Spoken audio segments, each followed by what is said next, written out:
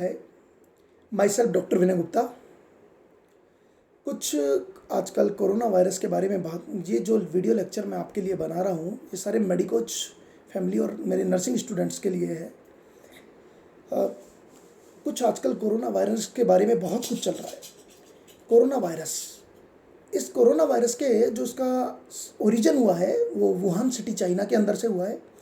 Wuhan city China में जो first case है 1 दिसंबर 2019 को देखा गया था वुहान चाइना के अंदर, और 31 दिसंबर 2019 को वुहान सिटी चाइना में बहुत सारे न्यूमोनिया के अननोन ईटियोलॉजी के साथ केसेज आए थे, अननोन ईटियोलॉजी के साथ बहुत सारे। और 9 जनवरी 2020 को पहली डेथ हुई थी वुहान चाइना के अंदर इस न्यूमोनिया के कारण या इस कोरोना वायरस के कारण। भारत इंडिया की बात करूं तो इंडिया में 30 जनवरी 2020 को पहला केस डिटेक्ट हुआ था इंडिया में, और 11 फरवरी 2020 को इसको एज कोविड-19 के रूप में घोषित कर दिया गया था। कोविड-19, what is the mean of the covid? Corona virus disease 2K19 2019 की वजह से इसको कोविड-19 नाम दिया है, कोरोना वायरस 2019। तो कोविड-19 के रूप में 11 फरवरी 2020 को, इससे बहुत सारे क्वेश्चंस भी पूछे जाएंगे आगे, तो कोविड-19 के रूप में इसको घोषित कर दिया गया था 11 फरवरी 2020 को।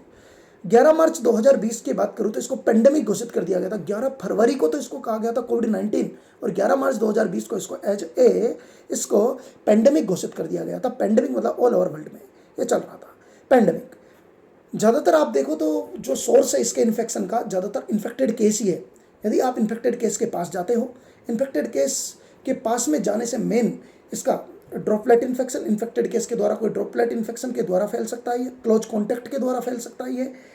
ये जब तक आप क्लोज कॉन्टैक्ट या किसी केस के जो कोरोना वायरस का कंफर्म केस है उसके पास में नहीं जाओगे तब तक नहीं फैलेगा ये।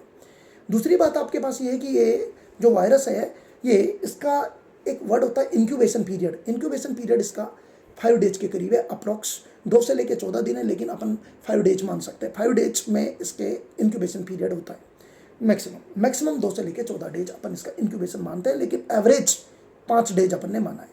भाई ड्रॉपलेट इन्फेक्शन के द्वारा फैल रहा है, क्लोज कॉन्टैक्ट के द्वारा फैल सकता है, ये सारे। लेकिन एक चीज़ देखी गई, ज़्यादातर ये 30+ बंदों में इसकी मोटिलिटी की रेट ज़्यादा देखी गई है। 30+ एज वाले ज़्यादा डिटेक्ट हो रहे हैं। एक वर्ड में बोलूँ तो ज़्यादा इसके डिटेक्ट होने की 10 साल से कम वाले और 50-60 साल से ऊपर वाले, जिनकी इम्यूनो कॉम्प्रोमाइज्ड पर्सन है, जिनकी इम्यूनिटी कमज़ोर है, वो लोग ज़्यादा अर्थात परेशान होंगे इस चीज़ से। जैसे मान के चलो कोई पेशेंट है, हार्ट पेशेंट है, डायबिटीज़ मेलाइटिस का पेशेंट है, या हाइपरटेंशन का पेशेंट है, किसी तरह से जो क्रोनिक डिजीज का पेशेंट है, वो लोग ज़्यादा अर्थात हाई रिस्क पेशेंट पे जाएंगे इनके अंदर। दूसरी बात देखो, WHO कहता है कि WHO के अनुसार कोई भी पर्सन, WHO के अनुसार ये कहता है कोई भी पर्सन को फीवर हो, ड्राई कफ हो, साथ में शॉर्टनेस ऑफ द ब्रेथ, सांस लेने में तकलीफ हो, ऐसा पर्सन, साथ में WHO ने यह भी कहा है कि ऐसा वो पर्सन जो 14 दिन में किसी बाहर देश से यात्रा करके आए हो, 14 डेज में लास्ट कहीं ट्रैवल करके आया हो, तो लास्ट 14 डेज में, या किसी क्लोज कॉन्टैक्ट में रह के आए हो, किसी पर्सन के कोई फॉरेनर है उसके क्लोज कॉन्टैक्ट में रहा हो, तो वो ही अर्थात WHO के अनुसार केस है किसका, कोरोना वायरस का केस हो सकता है।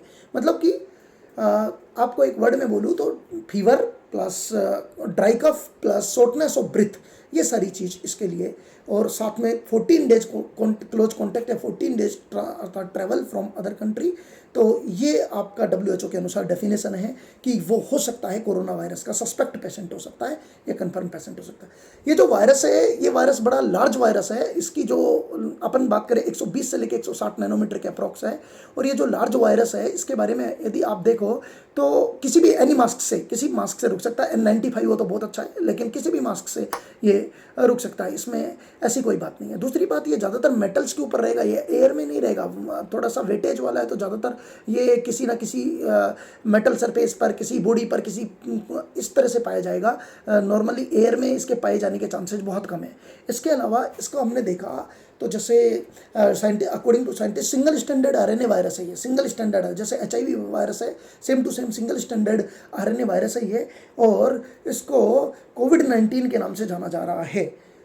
अब इसकी इन्वेस्टिगेशन ऑफ चॉइस है वो RT-PCR है, रिवर्स ट्रांसक्रिप्टेज PCR है। RT-PCR इसके अंदर RDRP जीन, RDRP जो जीन किसके लिए थी, अपने फ्लू के स्वाइन फ्लू के लिए थी, वही RDRP जीन अर्थात इसमें अपन डिटेक्ट करते हैं। RDRP जीन अर्थात फर्स्ट मेड होती है, इस वायरस के द्वारा बनाई जाती है। इस तरह से अपन इन्वेस्टिगेशन ऑफ चॉइस के रूप में बात कर सकते हैं। इसके अलावा आप यदि देखते हो RDRP जीन के अलावा आप यदि एक बार देखते हो तो एक वर्ड में बोलूँ तो बहुत इंपॉर्टेंट बात कि सीधी सी बात है, सिंगल स्टैंडर्ड RNA फॉर्मेशन कर रहा है तो और रिवर्स ट्रांसक्रिप्टेज के द्वारा कर रहा है तो ड्रग्स ज़्यादातर इसमें RNase पॉलीमरेज इनहिबिटर से दी जाएगी। जैसे अभी एक फेविलावीर वैक्सीन बनाई गई है, फेविलावीर वैक्सीन जो चाइना यूज भी ले रहा है उस चीज़ को फेविलावीर, और दूसरा आपके पास है रेमडेसिविर अभी FDA अप्रूव्ड नहीं है, लेकिन दूसरी एक और आई है रेमडेसिविर के नाम से, लेकिन फेविलावीर को अभी चाइना यूज कर रहा है। दूसरा आप सिम्टोमेटिक तरीके से आप देखो तो इसमें chloroquine anti malarial drug plus में ओस्टालमावीर स्वाइन फ्लू के लिए जो दी जाती है, और प्रोटीएज इनहिबिटर लोपिनावीर, ये तीनों का कॉम्बिनेशन बहुत ज़्यादा मात्रा में इफेक्टिव आ रहा है।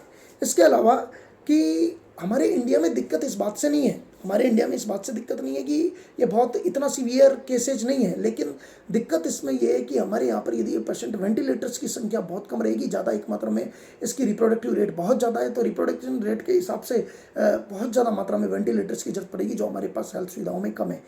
तो इस वजह से इसमें सबसे बड़ी जो चीज़ है वो यूज कीजिए, हैंड वॉश यूज कीजिए, बिना वजह से माउथ और आईज को प्रोटेक्शन रखिए या टच ना कीजिए, इस तरह से अपन इसमें कर सकते हैं।